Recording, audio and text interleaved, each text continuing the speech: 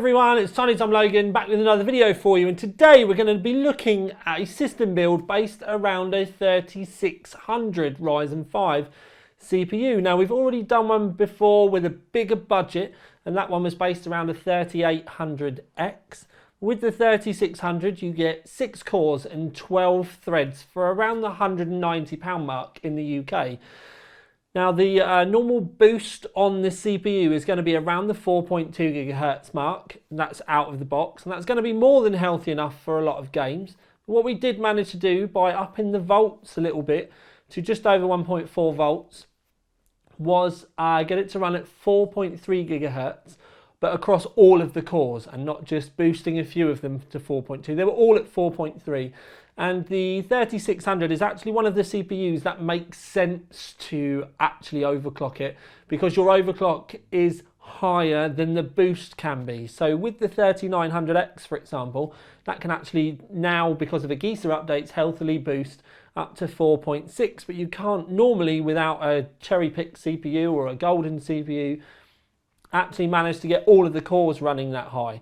So with this, it's actually a good healthy overclock, and in the graphs you'll see why.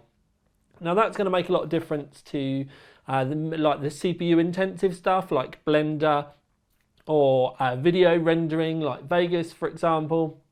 And don't forget, you can go to the OC3D website so that you can go and have a look at all of these results, because we have broken them down there. But what we've also done with this is we've when we test the CPUs, we use a 2080 Ti. So you can see this graph come up, and it's a big 1080, 1440 and 4K graph. But what we're going to do today is we're actually going to show you some nice gaming performance with the rig that we're using by the side of me. But we're also going to use the 5700 XT as well, and it's all been tested on this rig with the air cooler in the Be Quiet case. Now, like I said, the 3600 is going to cost you around £190 in the UK.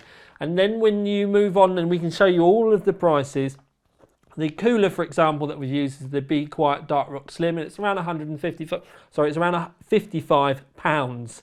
The Pure Base 500, I've actually reviewed this case on the website. I will put a link for you underneath and pop a little flag up as well. And that's around the £85 mark, depending on where you go. We got all of our prices from Scan, so they're like £84.49, for example. The power supply that we've got in it is a Pure Power 600. That's going to be $79.99. We added an extra fan in the front. Now, for anyone that saw my case review, I did say that would probably be the only thing that we would have done to have made things better. And effectively what we've done is we've added the fan in the front. We've actually been able to drop the fan speeds, but we've got a good amount of air flowing through, and it helps keep that air cooler happy and the GPU happy at the same time. There are no fans in the roof at all, although we do have the mesh panel up there. As you can see, Goku on the roof is probably blocking the most of that, and that's just something I put in the background so it was another light source. Then we have the Aorus 5700 XT, which comes in at $439.99. For the motherboard, we're using the Aorus Pro, which is $263.99. Now, the Aorus Pro isn't one of the top flight ones. Obviously, the prices of the X570 boards have gone up quite considerably, and I've kind of based this on if we were going to be going to a shop or speccing a build with this gen components, rather than trying to find places that still got price or parts available for X470, for example. And you could easily, with this system, save some money and buy an older X470 board, or if someone's still got stock, obviously get that put in. Those options are there for you at home to be able to, you know, twist the spec to suit your budget. But the good thing with this one is, like I said, it's all current, and what we've gone for is just a rig that's going to work. With the cooler and the fans, it's very quiet, but it stays quite cool. We've not added any extra lights in.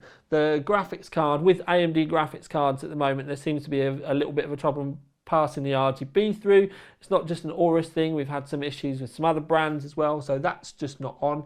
The motherboard light was set to orange, so we just mimicked the memory, which is some 3200 megahertz G-Skill Trident Z. And we just did that to mimic what was on the board. But we've even turned the lights down so that they don't encroach into, they don't distract you or anything like that. And we did have an Aorus keyboard and mouse here, so it all kind of links up. The monitor is actually a high bitrate monitor from Aorus, which I'm not technically meant to talk to you about until the 31st. They do have a model out at the moment already, which is a 2560 by 1440 monitor. And this is kind of a slightly better one from that. So it's like the next model up. There's no curve or anything to it. And I'm probably already said too much than I meant to already, but this is something that literally is under NDA at the moment, and I'm probably going to get told off for putting it in here. But I think as long as I don't mention the product number, then I should be all right. But anyway, it's an IPS monitor and it all looks all lovely and spangly and low refresh rate and all of that sort of stuff. So it ticks a lot of boxes, and I believe it's something new to do with DisplayPort. I definitely have said too much now. Anyway, so we've had a look at the gaming performance graph, but we can move into some gameplay now, and we've got the 5700. Now we will show you some 2800 XT results on this rig at the very end, but the gameplay that you're seeing at the moment is 1440p on the Aorus 5700 XT. And the reason why we've done that is a good fit for the price of the build. Quite a bit of money gone into the graphics card. The most expensive part of the build is the graphics card itself, and the rest of the build is just to kind of keep things cool, calm and collected without spending too much money. So we start off with Borderlands 3, and you can see that's all been playing, all lovely.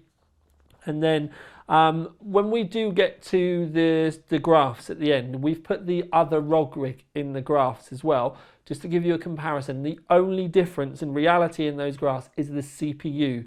So the rig itself was almost twice the price, and then the difference is really the CPU as far as port performance was concerned, because we were literally just trying to show you a bit of a comparison between the 3600 and the 3800X, but then much more was spent on the actual rest of the build, so like lights and a much more expensive case and all of that sort of thing. So sliding in with some gameplay, and we have a graph at the end for you with an awful lot of other data in it. But this one at the moment, you've got the 3600 base system and the 3800X base system. So the gameplay with between these two was done with the 5700 XT, and it's literally just to show you the difference between the two CPUs, so that you can get a real good feel for how the graphics card is going to play between the two. But later on in the video, we'll show you some graphs that's going to show you some 2080 Ti performance with a 3600 as well. And there's a lot more information going on there. So on to kind of a conclusion, just to wrap up at the end. Like I've kind of stressed, this wasn't about making Gigabyte look like they perform worse, because the difference is the CPU that we've put underneath it. The Gigabyte graphics card and the motherboard are just there kind of like as holders to facilitate everything else.